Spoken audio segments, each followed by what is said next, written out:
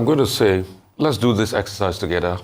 Fellow Nigerians watching, pick up a calculator, wherever you might be this morning, and calculate this. 87 plus 26.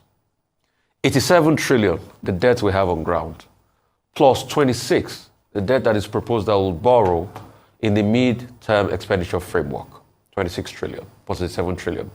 That'll give you about 113 trillion. After the latest borrowing by the federal government, our debt, the Nigerians' debt, surged up to 87 trillion.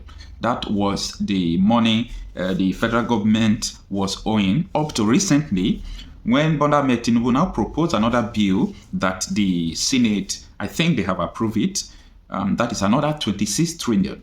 When you bring them together, our debt is already passing 100 trillion naira.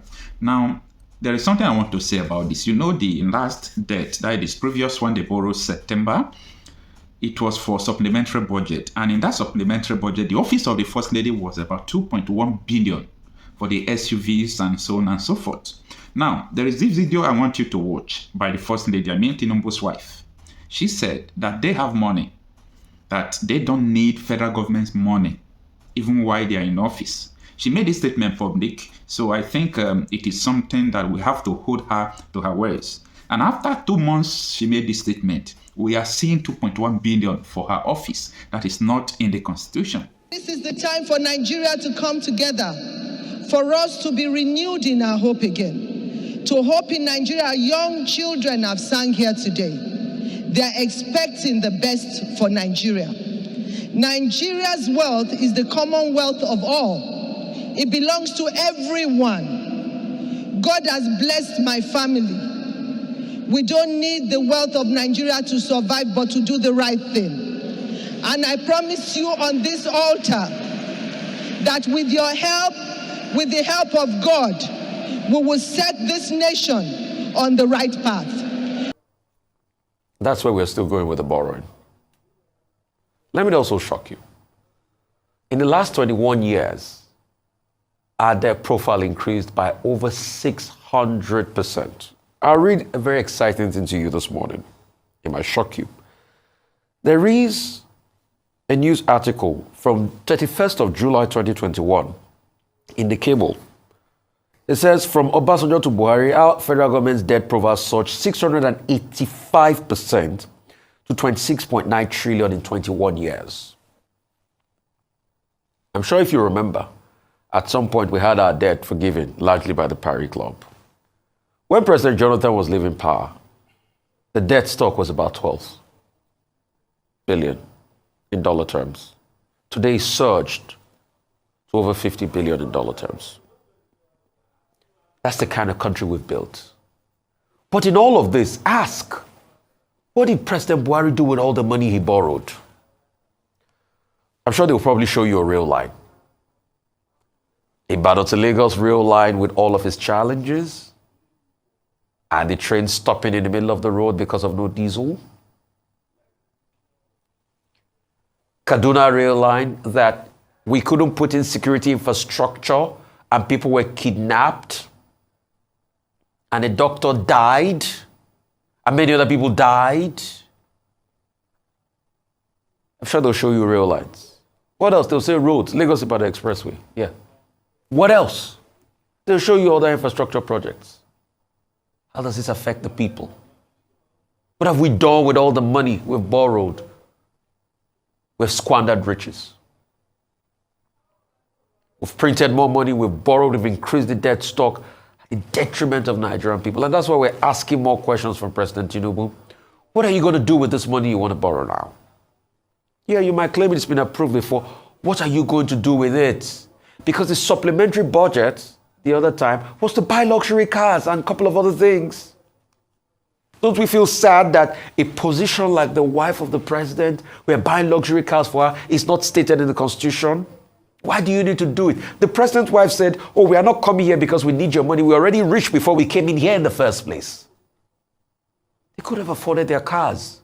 Nigeria's wealth is the commonwealth of all. It belongs to everyone. God has blessed my family. We don't need the wealth of Nigeria to survive, but to do the right thing. And I promise you on this altar that with your help, with the help of God, we will set this nation on the right path. Then we talked about the yachts. Then we all saw what happened. Now we're passing another loan. Is it after the state governors are spending billions of naira on frivolous activities and incurring more debt to the future generation yet unborn? Please humor me. If all these loans we take, if we can see the direct knock-on investment on Nigerians, I will be the first one to say, borrow more. We're seeing what you're doing with the money. But we're spending it on frivolities. And we forget we have to pay back this money someday. And because of the law, we're having a knock-on effect on inflation. Most of the money we printed in ways and means. But remember the inflationary pressures all of that brought. We've not settled all of that. So now, even if we call for debt forgiveness, no nation will take us seriously. Because when they forgave us our Paris Club debt, before you know it, we borrowed all over again. And we are squandering our riches. We're not making enough revenue. We're incurring more debt.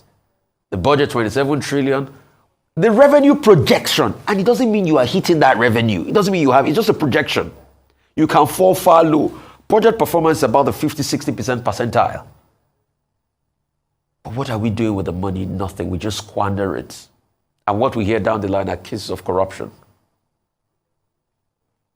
Please, the National Assembly should save Nigeria.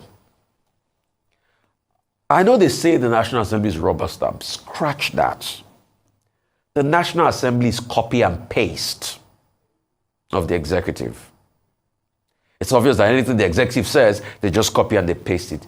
But at least, if it is the will of the Nigerian people that put you there, investigate and ask questions.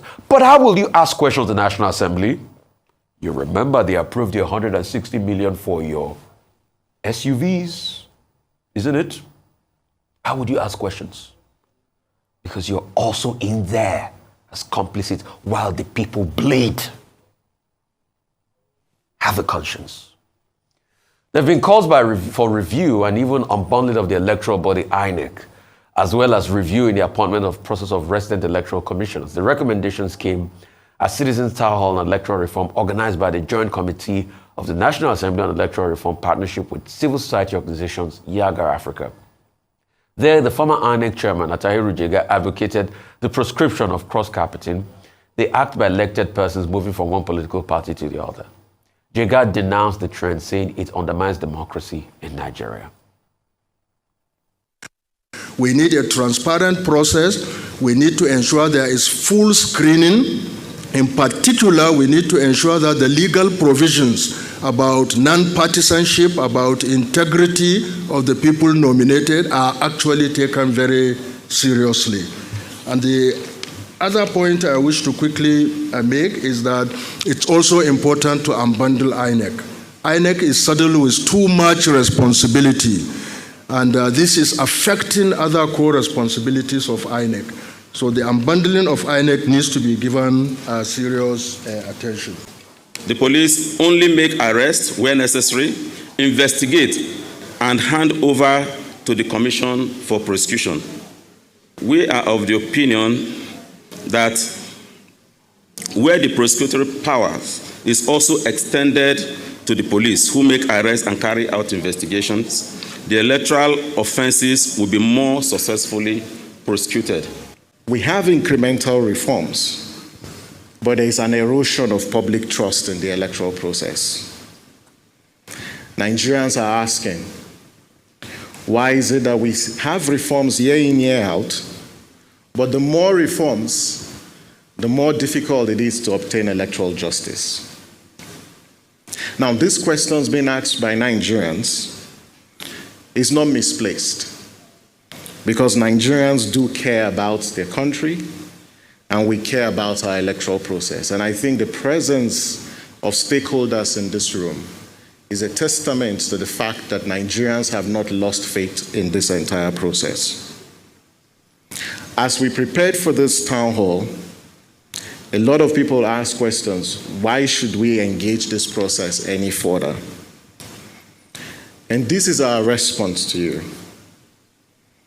that we have an existing constitutional order, and we believe that there are mechanisms within this constitutional order to self-correct and to reinvent.